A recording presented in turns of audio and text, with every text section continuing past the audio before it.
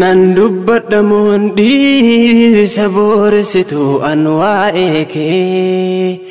Nandubadda mondi saboresitu anwaeke Lalesitu duuti machi heddu qabdi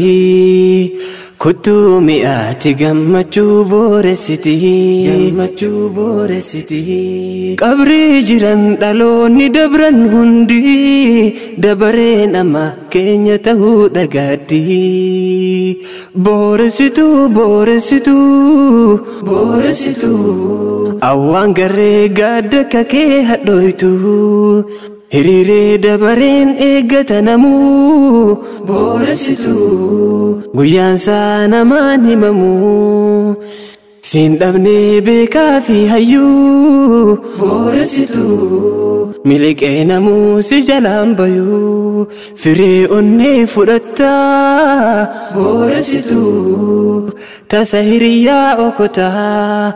Haadharraa ilmoo hambiftaa Booresitu